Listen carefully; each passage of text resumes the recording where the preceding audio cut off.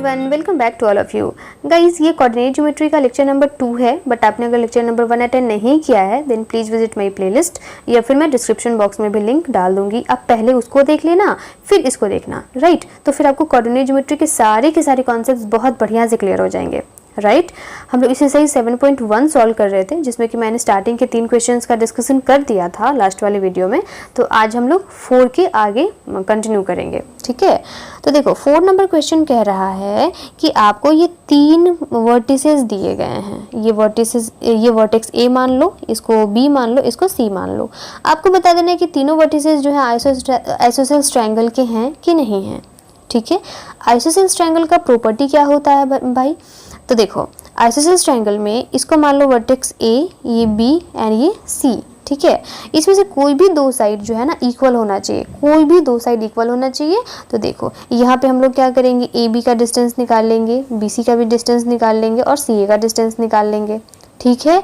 अब निकालने के बाद देख ए बी का मतलब ये हुआ, बी सी का मतलब क्या हुआ, ये हुआ, एंड ए सी का मतलब ये डिस्टेंस हुआ। डिस्टेंस फॉर्मूला तो हमारे पास है ही, डिस्टेंस फॉर्मूला की हेल्प से हम लोग ये तीनों का तीनों डिस्टेंस कैलकुलेट कर लेंगे।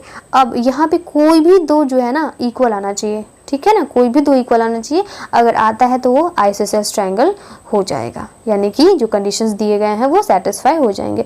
बट अगर तीनों ही इक्वल आ जाएगा तो कौन सा ट्रायंगल हो जाएगा? इक्विलैटरल ट्रायंगल हो जाएगा। और तीनों में से कोई भी इक्वल नहीं आएगा तो क्या हो जाएगा? स्केलेन ट्रायंगल हो जाएगा, ठीक है। तो चलो फिर हम लोग सॉल्व करके देखते हैं कि आइसोसेलेस ट्रायंगल के वर्टिसेस हैं तीनों की नहीं हैं।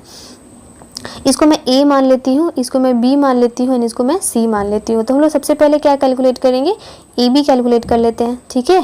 तो हमारा जो फॉर्मूला होता है वो होता है x1 माइनस x2 का square plus y1 minus y2 का स्क्वायर। अच्छा हाँ, एक बच्चे का डाउट था, मेरे को मिला था कि मैम बहुत सारे बुक में ना ये उल्टा लिखा हुआ है। क्या लिखा हुआ है मैं आपको बताती हूँ। वहाँ लिखा हुआ है x2 माइनस x1 का whole square plus y2 minus y1 का होल स्क्वायर, ठीक है। तो मैं आपको बताना चाहती हूँ कि ये दोनों ही फॉर्मूला सही हैं। क्यों सही है? आप बोलोगे मैम ऐसे कैसे हो सकता है, क्यों सही है भाई? तो देखो मैं आपको करके बताती हूँ। यहाँ पे मैं दोनों ही फॉर्मूला से कैलकुलेट करूँगी, ठीक है ना। आपका आंसर सेम आएगा। क्यों आएगा मैं ये भी बताऊँगी। ये x1, अच्छा मैं आपको जो नए स्टूडेंट है उनके लिए बता दूँ कि यहाँ पे ये 5 है, ये क्या है? x है, एंड ये -2 क्या है? y है, ठीक है। तो इसलिए मैंने अलग से नाम दिया है क्योंकि हमारे पास 3 पॉइंट्स हैं। तो मैंने इसको x1 कह दिया, इसको y1 कह दिया, इसको x2 कह दिया, इसको y2 कह दिया, ठीक है। उसी तरीके से ये x3 हो जाएगा, ये y3 हो जाएगा, ठीक है। चलो फिर तो इस दोनों का डिस्टेंस कैलकुलेट करना है, इस दोनों के बीच का डिस्टेंस। तो मैं 5 माइनस 6 करूँगी। मैंने आपको डायरेक्टली सॉल्व करना सिखाया था लास्ट वाले वीडियो में, है ना, बिना फॉर्मूला लिखे भी सॉल्व करना सिखाया था। हम लोग क्या कर रहे थे वहाँ पे? 5 माइनस 6 कर रहे थे, है ना, x1 माइनस x2 कर रहे थे। तो यहाँ पे 5 माइनस 6 का whole square plus y1 minus y2 कर रहे थे, यानी कि -2 माइनस 4 का होल स्क्वायर, राइट। तो ये कितना हो जाएगा बाबू? 5 माइनस 6 कितना होता है? -1 होता है, -1 का स्क्वायर प्लस ये -2 और -4 कितना हो जाता है? -6 का होल स्क्वायर, ठीक है।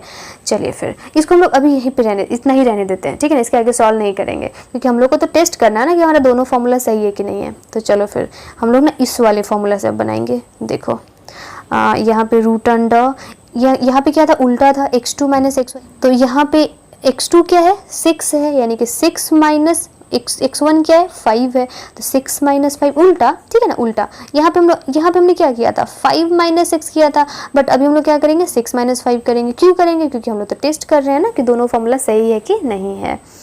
प्लस यहाँ पे भी सेम चीज़ हम लोग क्या करेंगे? y2 माइनस y1 करना है, यानी कि 4 माइनस -2 करना होगा। तो 4 माइनस -2, राइट, का स्क्वायर। अब देखते हैं कि सेम आता है कि नहीं, क्योंकि मैंने कहा था कि सेम आएगा तो भाई आना तो चाहिए। चलो फिर देख लेते हैं। अच्छा ये बताओ 6 माइनस 5 कितना होता है? 1 का स्क्वायर प्लस ये कितना हो जाएगा? माइनस माइनस प्लस हो जाएगा, यानी कि 4 और 2 6, यानी कि 6 का स्क्वायर। अब आप मेरे को खुद बताओ कि -1 का स्क्वायर 1 ही होता है और 1 का भी स्क्वायर 1 ही होता है, ठीक है। -6 का स्क्वायर भी 36 ही होता है और 6 का स्क्वायर भी 36 ही होता है, यानी कि जब हम लोग नेगेटिव नंबर का स्क्वायर निकालते हैं तब भी वो पॉजिटिव में ही कन्वर्ट हो जाता है, और पॉजिटिव नंबर का स्क्वायर तो पॉजिटिव होता ही है, ठीक है, मतलब ये हुआ कि आप इस फॉर्मूले को यूज़ करो या इस फॉर्मूले को यूज़ करो, आंसर तो आपका सेम ही आना है। ठीक है बेटा, चलिए अब इसको हम लोग क्या करते हैं, इरेज कर देते हैं। कितना इरेज करेंगे, तो हम लोग जो मेरे काम का नहीं है उसको इरेज कर देते हैं। ये हमारे काम, ये तो मैंने आपको बस समझाने के लिए बताया था, है ना, इसको लिखना नहीं है। अब देखो यहाँ पे, अभी तक तो आपने सॉल्व कर भी लिया होगा अगर आपने मेरे पहले वाले वीडियोस को देखा है तो, राइट। अब देखो यहाँ पे -1 का स्क्वायर कितना हो जाएगा, 1 प्लस 36 का स्क्वायर, सॉरी 6 -6 का स्क्वायर कितना हो जाएगा, 36 का होल रूट। ठीक है, चलो तो 36 प्लस 1 कितना होता है, 37, रूट अंडर 37। ठीक है, यानी कि A B, distance A B कितना हो गया, रूट अंडर 37। चलिए अब इसका काम तो ख़त्म। अब हम लोग वापस से बी सी निकालेंगे, है ना। बी सी निकालने के लिए यहाँ पे मैं लिख देती हूँ बी सी। तो हम लोग वही पहला वाला फॉर्मूला को, देखो कोई एक ही यूज़ करना, कंफ्यूज हो जाओगे, दोनों में से कोई एक ही यूज़ करना। x1 माइनस x2 मैंने आपको पहले वाले लेक्चर में बताया था, आप हमेशा उसी को यूज़ करना, क्योंकि मैं हमेशा उसी को यूज़ करती हूँ। अब ना दोनों याद रखोगे फालतू का, अब ना एग्जामिनेशन हॉल में ना आपका गड़बड़ हो जाएगा सब कुछ। ठीक है, तो देखो 6 माइनस 7 यानी कि 6 माइनस 7 का स्क्वायर प्लस 4 माइनस 2 का स्क्वायर, राइट, एंड इसका स्क्वायर रूट। चलिए तो 6 में से 7 चला जाएगा, कितना बचेगा, -1 का स्क्वायर प्लस ये माइनस माइनस प्लस हो जाएगा, यानी कि 4 और 2 6, यानी कि 6 का स्क्वायर, इसका रूट। ठीक है, तो ये हो जाएगा 1 का स्क्वायर 1 ही होगा, एंड ये 6 6 36। ठीक है, ये देखो यहाँ पे भी तो 37 आ रहा है ना, आ गया ना, दोनों ही इक्वल आ गया, यानी कि आइसोसेलेस ट्रायंगल तो है। बट अभी हम लोग कंफर्म नहीं कह सकते, क्योंकि अगर तीसरा वाला भी डिस्टेंस इतना ही आया तो तब तो इक्विलैटरल ट्रायंगल बन जाएगा, तो गड़बड़ हो जाएगा, है ना। तो हम लोग तीसरा भी चेक कर लेते हैं, ए सी। तो AC के लिए क्या करेंगे, आपको फॉर्मूला मैं नहीं लिख रही हूँ क्योंकि यहाँ पे डायरेक्टली सॉल्व हो जा रहा है, तो फॉर्मूला लिखने की ज़रूरत नहीं है। ठीक है ना, तो AC के लिए हम लोग क्या करेंगे, यहाँ पे 5 में से 7 सब्ट्रैक्ट करेंगे, है ना। तो 5 माइनस 7 का स्क्वायर प्लस -2 में से हम लोग -2 को सब्ट्रैक्ट करेंगे, तो -2 राइट। इसको ठीक से लिखना, मैंने पहले भी आपको बताया था, -2 में से सब्ट्रैक्ट करना है -2 को। ठीक है, चलिए फिर इसको हम लोग सॉल्व करते हैं। अच्छा स्क्वायर छूट गया है ना, स्क्वायर लिख देती हूँ मैं। चलिए अब ये हो जाएगा 5 माइनस 7 कितना होता है, -2 का स्क्वायर होता है, प्लस ये देखो माइनस और माइनस कितना हो जाएगा, प्लस हो जाएगा। तो मैं इसको 2 स्टेप में सॉल्व कर देती हूँ, वरना आपको कन्फ्यूज़न हो जाएगा। ठीक है, चलो फिर यहाँ पे देखो -2 का स्क्वायर कितना होता है, 4 होता है, प्लस अच्छा ये तो कैंसिल आउट हो गया ना, तो 0 का स्क्वायर कितना होता है, 0 ही होता है, यानी कि √4 की वैल्यू कितनी आएगी, 2 आएगी, नॉट इक्वल्स, हो गया हमारा आंसर। अब देखो हमारा आंसर लिखना होगा, तुम लोग क्या लिखेंगे, हम लोग लिखेंगे AB is equals to BC is not equals to AC। That means यहाँ पे लिख देंगे, इसलिए the given vertices are the vertices of isosceles triangle. मैं नहीं लिख रही हूँ, आप खुद से लिख लेना, क्योंकि मेरे पास ज़्यादा स्पेस नहीं है। राइट बच्चों, चलिए आई थिंक आपको ये क्वेश्चन बहुत बढ़िया से समझ में आ गया होगा। चलिए अब हम लोग नेक्स्ट क्वेश्चन की तरफ मूव करते हैं, क्वेश्चन नंबर 5। हाँ, क्वेश्चन नंबर 5 को एक बार समझो, बहुत इजी क्वेश्चन है। अब लंबा मत देखो कि बहुत लंबा है तो अच्छा नहीं होगा, टफ होगा, टफ बिल्कुल भी नहीं है। देखो मैं आपको समझाती हूँ। यहाँ पे कह रहा है, एक क्लासरूम में 4 फ्रेंड्स थे जो कि बैठे हुए थे। एक फ्रेंड बैठा हुआ था पॉइंट A पे, एक दूसरा फ्रेंड बैठा हुआ था पॉइंट B पे, तीसरा पॉइंट C पे, चौथा पॉइंट D पे। देखो यहाँ पे ये बैठी हुई है ना, ये चारों फ्रेंड जो हैं वो बैठे हुए हैं। ठीक है, तो अब जो है चंपा एंड चमेली, 2 फ्रेंड्स और दूसरे फ्रेंड्स हैं, वो जो हैं वॉक करते हैं क्लासरूम के अंदर आते हैं और देखते हैं, ऑब्जर्व करते हैं कुछ मिनटों के लिए। ठीक है, और चंपा चमेली से पूछती है, ठीक है, चंपा चमेली से पूछती है, चंपा और चमेली इस चारों में से कोई नहीं है, ठीक है ना। हाँ, ये चारों अलग फ्रेंड है और चंपा चमेली अलग फ्रेंड है।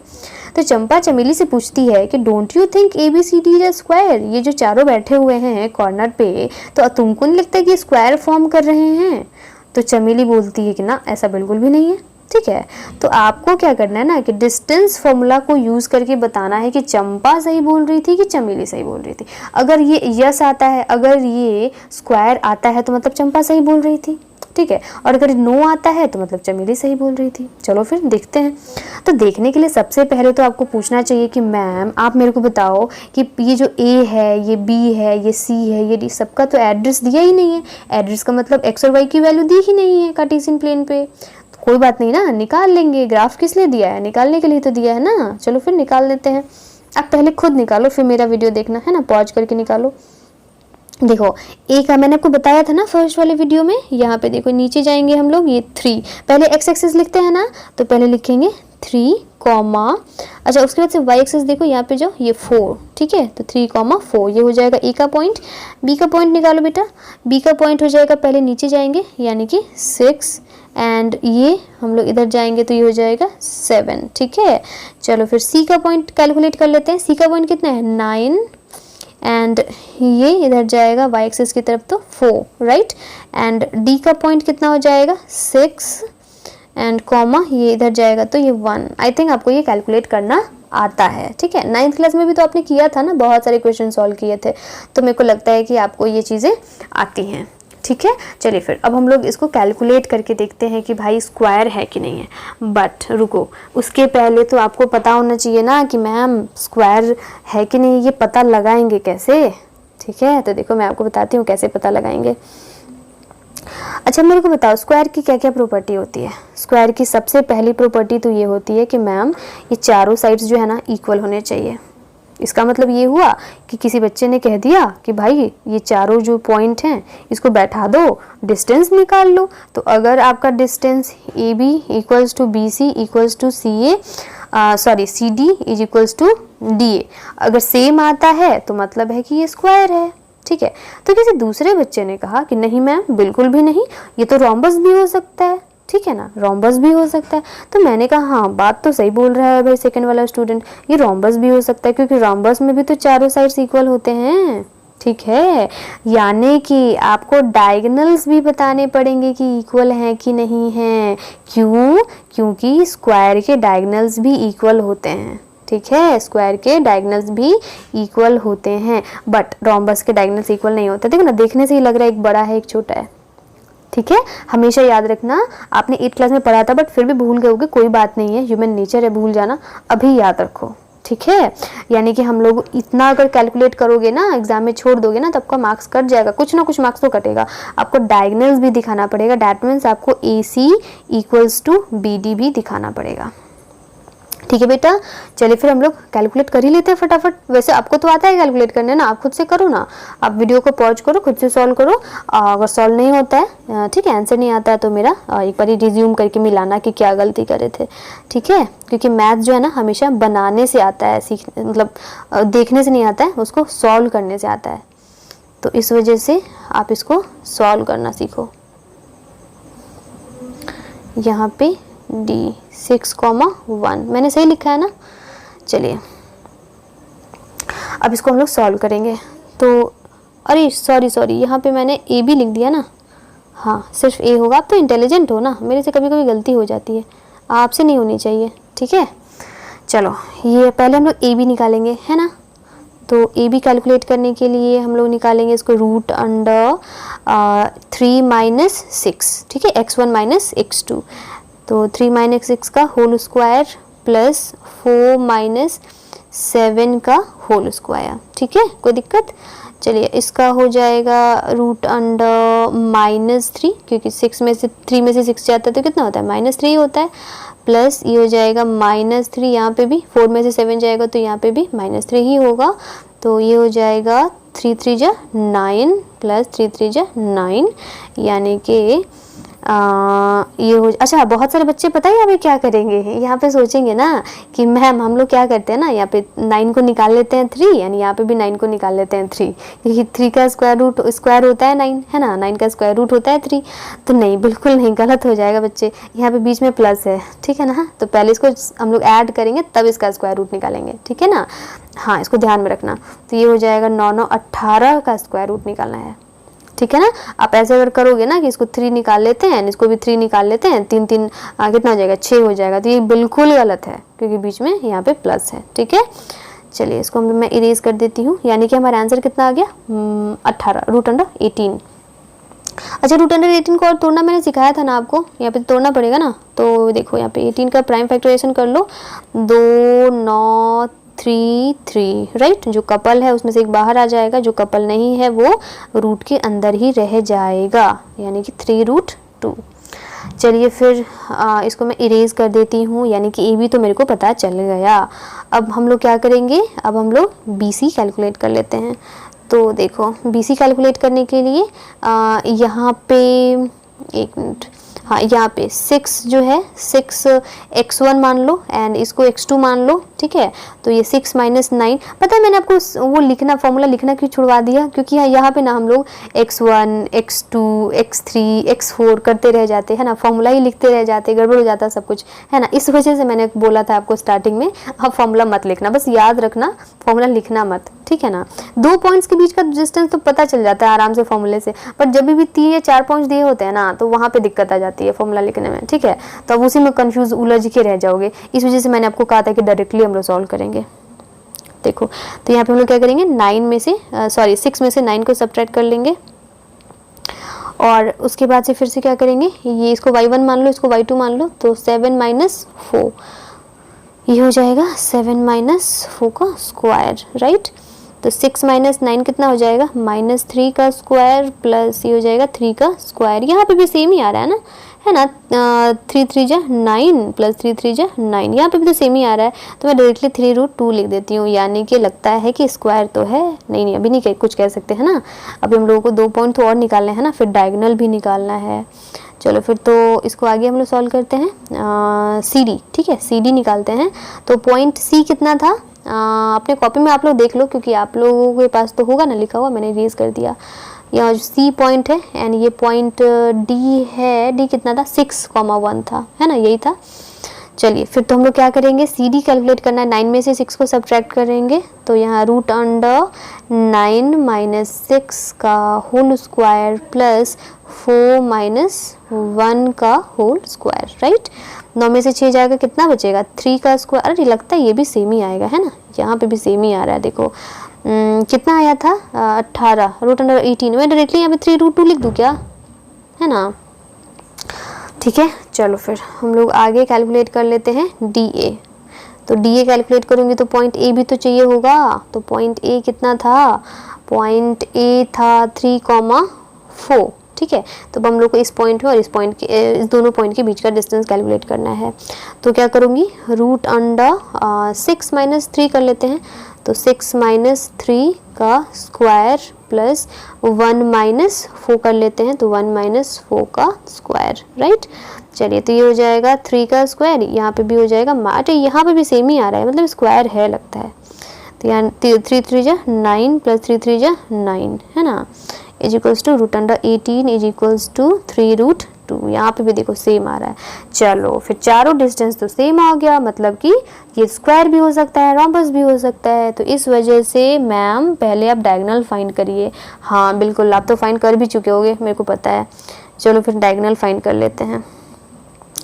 चलो तो ए सी कैलकुलेट करना है ना, तो ये ए कितना था, मेरे को बार बार लिखना पड़ रहा है, कोई बात नहीं मैं लिख लेती हूँ। ए सी, हाँ पॉइंट सी कितना था 9 और ये 4 था, ठीक है। चलिए फिर कैलकुलेट कर लेते हैं, रूट अंडर 3 - 9 का स्क्वायर प्लस ये 4 - 4, तो 4 - 4 का स्क्वायर, ठीक है। तो ये हो जाएगा -6 का स्क्वायर, राइट, एंड ये तो 0, तो 0 का स्क्वायर तो 0 ही होता है, और 6 का स्क्वायर कितना होता है 36 होता है, ठीक है। तो इसको जब हम लोग बाहर निकालेंगे तो हो जाएगा +-6, है ना। देखो यहाँ पे ना बहुत बार ना हम लोग भूल जाते हैं, माइनस को लिखना भूल जाते हैं, बट माइनस का स्क्वायर करते हैं तो भी 36 ही आता है, प्लस का स्क्वायर करेंगे तब भी 36 ही आएगा, है ना। तो इस वजह से हम लोग 6 के साथ प्लस और माइनस दोनों का ही यूज़ करेंगे, राइट। चलिए अब हम लोग क्या करेंगे, एक और डायगोनल रह गया ना, उसको भी तो इतना ही आना चाहिए, तो देख लेते हैं उसका भी। मैं इसको इरेज कर देती हूँ, ठीक है। हाँ तो उसके लिए मेरे को क्या कैलकुलेट करना है, ए डी कैलकुलेट करना है ना। तो नहीं ए डी नहीं, बी डी कैलकुलेट करना है मेरे को, बी डी कैलकुलेट करना है। चलिए फिर तो बी डी कैलकुलेट कर लेते हैं हम लोग। बी डी क्यों कैलकुलेट करना है, देखो यहाँ पे ये स्क्वायर था, ये A B C D, right. तो हमने अभी जस्ट ए सी कैलकुलेट किया था, तो दूसरा डायगोनल क्या होगा, बी डी होगा, ठीक है। जिनको प्रॉब्लम होती है उनके लिए मैं बता देती हूँ। तो ये हो जाएगा बी डी। तो बी डी के लिए मेरे को पॉइंट बी चाहिए, तो पॉइंट बी की वैल्यू कितनी थी बेटा, 6,7 थी, एंड पॉइंट डी की वैल्यू कितनी थी, 6,1 थी, राइट। तो चलो फिर, आप तो मेरे से पहले बना के बैठे होगे, मेरे को पता है 6 - 6 कितना होता है, 0 होता है, ठीक है। दूसरे वाले स्टेप में लिखते हैं हम लोग। 7 - 1 कितना होता है, तो दूसरे वाले स्टेप में लिखेंगे। हाँ, अब बताओ कितना होता है, 6 - 6 कितना हो जाएगा, 0 का स्क्वायर, प्लस 7 - 1 कितना हो जाएगा, 6 का स्क्वायर, राइट। 0 का स्क्वायर तो 0 ही होता है मैम, तो 6 का स्क्वायर कितना होता है, 36 होता है, और 36 का रूट स्क्वायर रूट कितना हो जाता है, प्लस भी हो जाएगा माइनस भी हो जाएगा, 6, राइट। सेम आ रहा था ना, यानी कि यहाँ पे लिखेंगे कि मैम डायगोनल्स भी तो सेम हैं, ठीक है। इस वजह से साइड्स भी सेम है, डायगोनल्स भी सेम है, इसलिए हम लोग कह सकते हैं कि हाँ, यानी कि कौन सही था, चंपा सही थी कि चमेली सही थी, चंपा सही थी, है ना। चंपा बोल रही थी ना स्क्वायर में बैठे हैं, बिल्कुल स्क्वायर में ही बैठे हैं, राइट। चलो फिर हम लोग आगे मूव करते हैं क्वेश्चन नंबर 6 पे। अच्छा, 6 पहले मैं समझा देती हूँ, फिर आप ना इसको खुद से ट्राई करना, ठीक है। देखो कह रहा है name the type of quadrilateral. अच्छा, क्वाड्रिलेटरल में कौन सा टाइप है आपको बताना है, ये कह रहा है ना, if any by the following points and give reasons for the answer. हाँ बिल्कुल, आपको रीजन भी बताना है अपने आंसर के लिए कि ये जो 3 क्वेश्चंस दिए गए हैं, इन तीनों से 4-4 पॉइंट है ना तीनों में, तो चारों पॉइंट से किस तरह का क्वाड्रिलेटरल फॉर्म्ड होगा और क्यों, ठीक है। तो सबसे पहली बात क्या, आपको क्वाड्रिलेटरल के बारे में थोड़ा सा मैं बता देती हूँ, राइट, क्योंकि बहुत सारे स्टूडेंट को नहीं पता होगा, भूल गए होंगे, 8th क्लास में आपको पढ़ना था, ठीक है। देखो क्वाड्रिलेटरल का मतलब कि 4 साइड होना चाहिए, ठीक है। तो देखो क्वाड्रिलेटरल ना 2 तरह के होते हैं, ठीक है। एक्चुअली 3 तरह के होते हैं। पहला होता है काइट, जिसके बारे में तो फिलहाल अभी पढ़ना नहीं है, इसके बारे में हम लोग जब पढ़ेंगे तो बात कर लेंगे। दूसरा होता है ट्रैपेजियम, ठीक है। तो ट्रैपेजियम के बारे में भी नहीं पढ़ना अभी, तो इसको जब पढ़ेंगे तो इसके लिए अलग सेपरेट वीडियो में बना दूंगी, आपको चाहिए होगा तो। हाँ, तीसरा होता है पैरेललोग्राम। तीसरा क्या होता है, पैरेललोग्राम, ठीक है। इसको ना शॉर्टकट में ऐसे भी लिखा जाता है, ठीक है।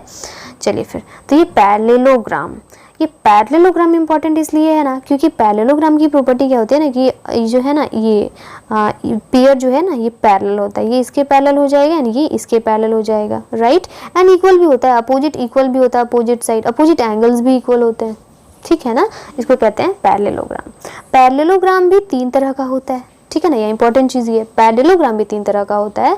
कौन कौन सी तरह का होता है, तो पहला हो जाता है स्क्वायर, जो कि पिछले वाले क्वेश्चन में हमने सॉल्व किया था। दूसरा हो जाता है रेक्टेंगल, एंड तीसरा हो जाता है रोम्बस, ठीक है।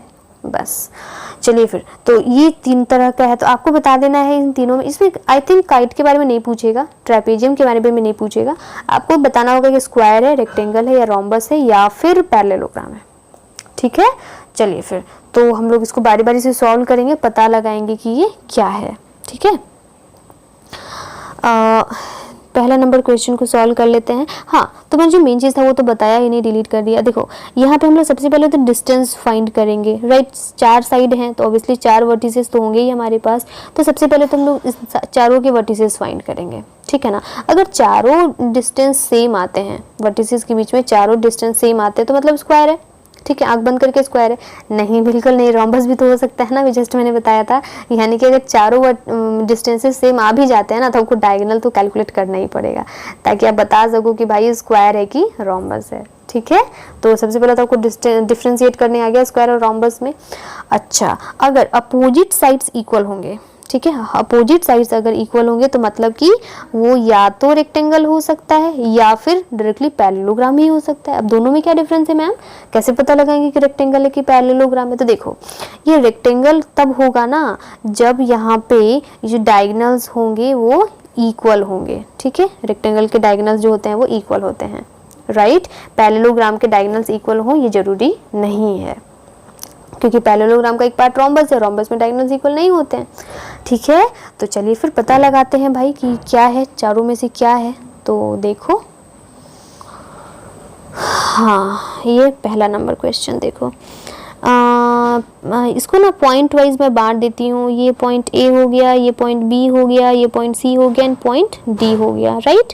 तो पहले हम लोग ए बी का डिस्टेंस कैलकुलेट करेंगे। अब वीडियो को पॉज करो, खुद से सॉल्व करो, ठीक है ना। आप मेरे से पहले ही कर लोगे, मेरे को पता है। तो देखो ये मैंने तो आपको सिखाया x1 - x2 ना। हाँ, एक ही मेथड से बनाना बेटा, 50 मेथड से मत बनाना, सब गड़बड़ हो जाएगा एग्जाम में। देखो हर मेथड को जानना चाहिए बट फॉलो एक ही को करना चाहिए, ठीक है, कंफ्यूजन से बचने के लिए। अब देखो -1 - 1 का स्क्वायर प्लस -2 - 0 का स्क्वायर। समझ में आ रहा है आपको ये मैंने कैसे लिखा है? मैं तो बहुत बार बता चुकी हूँ आपको। तो देखो -1 में से 1 चला जाएगा, इन -2 में से 0 जाएगा, राइट। चलो देखो मैं फिर से बता देती हूँ, आपको कंफ्यूजन है तो -1 x1 है ना, x1 में से x2 जाएगा एंड ये y1 में से y2 चला जाएगा, राइट। अब इसको सॉल्व कर लेते हैं हम लोग। तो ये -1 कितना होता है? -2 का स्क्वायर होता है एंड ये -1 और 0 कितना होगा? -2 ही रह जाएगा का स्क्वायर, राइट। तो ये हो जाएगा 4 एंड ये हो जाएगा 2 2 जा, ये भी तो 4 ही होगा। तो देखो इसका आ जाएगा √8, ठीक है। एंड √8 को मैं डायरेक्टली 2√2 लिख दूँ? आई थिंक आप लिख पाओगे अब, या फिर एक बार और बता दूँ, इस बार ध्यान से सुनना, ठीक है। देखो 2 4 2 2, ये प्राइम फैक्टराइजेशन किया मैंने। जो कपल में है उसको एक बाहर निकाल लो, जो कपल में नहीं है उसको रूट के अंदर रहने दो, ठीक है। मैं पहले भी आपको बहुत बार बता चुकी हूँ बेटा, तो अब आई थिंक आपको आ गया होगा समझ में, ठीक है। तो मेरा पहला जो आया लेंथ वो है 2√2, ठीक है। तो ये तो ए बी का था, मेरे को तो बहुत लंबा जाना है, BC कैलकुलेट करना है, लॉन्ग तो है, आपको मेहनत तो करनी पड़ेगी, ठीक है। चलो फिर इसको देखो, यहाँ पे 1 - -1, तो 1 - -1 का स्क्वायर प्लस 0 - 2 का स्क्वायर इज इक्वल्स टू √, ये माइनस प्लस हो जाएगा ना, तो मैं डायरेक्टली यहाँ पे 1 + 1 2 लिख दूँ, 2 का स्क्वायर प्लस यहाँ पे -2 हो जाएगा। -2 का स्क्वायर कितना होता है? नहीं, पहले यहाँ -2 का स्क्वायर ही लिख देती हूँ मैं, तो बहुत सारे बच्चे यहाँ पे कंफ्यूज हो जाएंगे, है ना। -2 का स्क्वायर, ठीक है। तो ये हो जाएगा 2 2 जा 4, यहाँ पे भी हो जाएगा 2 2 जा 4, तो ये हो जाएगा √8 को मैं डायरेक्टली 2√2 भी लिख सकती हूँ। हाँ, दोनों साइड तो इक्वल हैं। चलिए फिर अभी तो बहुत आगे तक जाना है हम लोगों को भाई, तो देखते हैं हम लोग CD निकाल करके। चलिए, तो CD निकालने के लिए -1 - 3 करना पड़ेगा, तो √(-1 - -3), राइट। अच्छा, इसका स्क्वायर प्लस यहाँ पे करना पड़ेगा 2 - 0 का स्क्वायर, ठीक है। तो ये हो जाएगा -1 + 3, ठीक है, का स्क्वायर प्लस 2 का स्क्वायर। आप डायरेक्टली भी बना सकते थे बट मेरे को समझाना है ना, इस वजह से मैं यहाँ पे लिख के बना रही हूँ, ठीक है। तो फिर से तो वही बात आई ना शायद, देखो ना 4 + 4 यानी कि √8 यानी कि 2√2, फिर से वही आया आंसर हमारा, ठीक है। चलो फिर हम लोग एक और निकाल लेते हैं, क्या निकालेंगे? DA, ठीक है। तो DA निकालने के लिए आपको -1 - 3 करना पड़ेगा, राइट। तो यहाँ हो जाएगा -1 - -3 का होल स्क्वायर प्लस -2 - 0 का होल स्क्वायर, ये -2 - 0 का होल स्क्वायर। तो इसको सॉल्व करेंगे तो हो जाएगा, यहाँ पे डायरेक्टली कर लूँ, माइनस प्लस हो जाएगा, नहीं लिख के करती हूँ, ठीक है, नहीं तो आप गड़बड़ हो जाएगा आपको, तो आप कंफ्यूज हो जाओगे ना, कंफ्यूज नहीं होना है। देखो -1 + 3 कितना होता है? +2 होता है, 2 का स्क्वायर प्लस -2 का स्क्वायर कितना होता है? 4 होता है। देखो यहाँ पे भी तो सेम ही आ रहा है ना, 4 + 4 that means √8 that means 2√2, very good. यानी कि चारों साइड्स इक्वल हैं, जिसका डर था वही हुआ। अब डायगोनल कैलकुलेट करना बनता है भाई, बिना डायगोनल कैलकुलेट के तो बता नहीं सकते कि स्क्वायर है या रोम्बस है, ठीक है। तो चलो फिर डायगोनल कैलकुलेट करते हैं। हाँ, डायगोनल क्या हो जाएगा हमारा? AC, ठीक है। तो AC या डैट मीन्स ये इस दोनों के बीच का डिस्टेंस पता लगाना है। तो √(-1 - -1) का होल स्क्वायर प्लस -2 का होल स्क्वायर, राइट। कहीं पे भी आपको प्रॉब्लम हो ना, आप कमेंट में मेरे को बता देना, ठीक है, तो मैं आपको सॉल्व कर दूंगी। तो ये हो जाएगा -2 का होल स्क्वायर प्लस, क्या किया मैंने? माइनस प्लस कर दिया, राइट। यानी ये -2 कितना होता है? -4 होता है, ठीक है। इसको सॉल्व करेंगे तो हो जाएगा 1 का स्क्वायर प्लस -4 का स्क्वायर कितना होता है, 4 चौका 16 होता है, तो ये 1 का स्क्वायर तो 1 ही होता है, यानी कि √17। ठीक है, मैंने कुछ गलती किया क्या? अरे हाँ देखो यहाँ पे गलती किया मैंने, -1 माइनस माइनस प्लस, एंड ये 1 होगा ना, मैंने 2 लिख दिया, सॉरी बेटा, ये कट जाएगा, 0 हो जाएगा, 0 का स्क्वायर। ठीक है, या √16 दैट मीन्स 4। ठीक है, तो एक डायगोनल की वैल्यू तो 4 आ गई, दूसरे की भी तो आनी चाहिए ना 4। चलो देखते हैं हम लोग दूसरा डायगोनल क्या हो जाएगा, दूसरा हो जाएगा BD, राइट। तो BD के लिए क्या करना पड़ेगा, √B ये है और D ये है। ठीक है, तो 1 माइनस 3 का होल स्क्वायर प्लस 0 माइनस 0 का स्क्वायर, ये तो और आसान है, ये हो गया +3 का होल स्क्वायर, क्योंकि 0 का तो कोई मतलब बनता नहीं है, यानी कि 4 का स्क्वायर दैट मीन्स 4 का स्क्वायर कितना होता है का रूट। ठीक है, तो 4 चौका 16 का रूट दैट मीन्स 4, यहाँ पे भी 4 आ रहा है। ठीक है, इसका मतलब क्या हुआ, ये जो पॉइंट दिया हुआ है, ये पॉइंट यहाँ पे लिखना पड़ेगा, AB = BC = CA CD = DA। ठीक है, और यहाँ पे ये साइड्स हो गए, एंड यहाँ पे आपको ये भी लिखना पड़ेगा AC = BD। ठीक है, = डायगोनल्स, राइट। तो इसलिए यहाँ लिखना पड़ेगा, इसलिए the vertices are the vertices of a square. ठीक है, रीज़न भी हो गया और आपका आंसर भी हो गया। ठीक है, चलिए फिर तो मैं इसको इरेज करती हूँ। अब सेकेंड नंबर क्वेश्चन में हम लोग देखेंगे कि क्या है। ठीक है, तो सेकेंड नंबर क्वेश्चन में भी वापस से करना पड़ेगा, AB कैलकुलेट करना पड़ेगा। तो AB के लिए यहाँ पे देखो -3 राइट का स्क्वायर प्लस 5 - 1, ऐसे ही है। अब ना वीडियो को पॉज करो, खुद से सॉल्व करो। ठीक है, बिना सॉल्व किए मैथ्स नहीं बनता बेटा, सिर्फ देखने से मैथ्स नहीं बनता। 4 का स्क्वायर तो हो जाएगा 6 छक 36 प्लस 4 चौका 16। ठीक है, तो हो जाएगा 6 6 12, 3 और 1 4, 1 5, √52 आ रहा है, राइट। अच्छा, √52 को क्या लिख सकते हैं, तो प्राइम फैक्टराइजेशन करके देख लेना, √13 आएगा। ठीक है ना। अच्छा, ये तो हो गया AB। उसके बाद हम लोग कैलकुलेट करने वाले हैं BC। तो BC कैलकुलेट करेंगे तो √BC के लिए मेरे को क्या करना पड़ेगा, इन दोनों पॉइंट्स को लेना पड़ेगा, दैट मीन्स 3 - 0 का स्क्वायर प्लस 1 - 3 का स्क्वायर इज इक्वल्स टू √3 का स्क्वायर प्लस -2 का square is equals to 3 3 9 plus 2 2 4, यहाँ हो जाएगा 9 और 4 13। अरे यहाँ पे अलग अलग आ रहा है, देखो यहाँ पे डिफरेंट आया ना। चलो आगे देखते हैं आगे क्या होता है।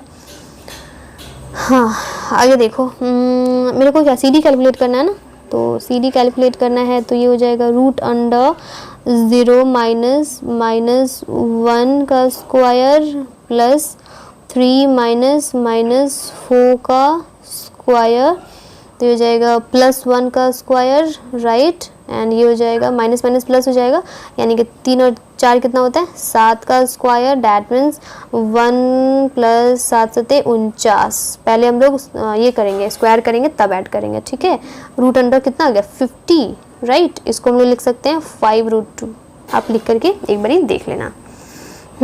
इसका मतलब है कि चारों अनइक्वल आ रहे हैं। जब चारों ही अनइक्वल आएंगे तब तो पैरेललोग्राम भी नहीं रहेगा, तब तो हम लोग जस्ट बोल देंगे क्वाड्रिलेटरल है। तो आसान हो गया ना, डायगोनल निकालना नहीं पड़ा मेरे को। ठीक है, पहले देख लेते हैं कि चारों अनइक्वल आता है कि नहीं। DA निकालना पड़ेगा ना अभी, देखो इसको और इसको देखना है ना। तो -3 - 1 का स्क्वायर, राइट, प्लस 5 - 4 का स्क्वायर, तो ये हो जाएगा -3 + 1 का स्क्वायर प्लस 5 + 4 का स्क्वायर। मैंने क्या किया, माइनस माइनस प्लस कर दिया, आप तो जान ही रहोगे। तो ये हो जाएगा -2 का स्क्वायर प्लस 5 4 9 का स्क्वायर। इसका मतलब हुआ -2 का स्क्वायर कितना होता है 4 होता है, प्लस 9 का स्क्वायर कितना होता है 9 9 81, यानी कि √85। ठीक है, देखो यानी कि √85 जो है, हाँ ये चारों ही अनइक्वल आ रहा है। आ रहा है ना, मैं डिलीट करती हूँ। जब चारों ही अनइक्वल आ रहा है मतलब यहाँ पे लिखेंगे A B is not equals to B C is not equals to C D is not equals to D A. मतलब ये हुआ कि ये जो है जस्ट सिंपल क्वाड्रिलेटरल है, यहाँ पे कुछ भी ये पैरेललोग्राम भी नहीं है, स्क्वायर भी नहीं है, कुछ भी नहीं है। समझ में आया? इस वजह से हम जस्ट इसको बोल देंगे कि it is a general quadrilateral. क्या बोल देंगे? It is a general quadrilateral, right. चलिए अब मैं थक गई हूँ बहुत ज़्यादा, तो आप 6 का थर्ड नंबर खुद से सॉल्व करोगे। यहाँ पे माइनस प्लस का तो झंझट भी नहीं है, राइट। एंड आप मेरे को कमेंट में बताओगे कि 6 का आंसर क्या आएगा और क्यों आएगा, रीज़न के साथ, ठीक है। फिर आगे हम लोग नेक्स्ट डे पढ़ाई करेंगे, ठीक है। तो तब तक के लिए बाय बाय, थैंक यू।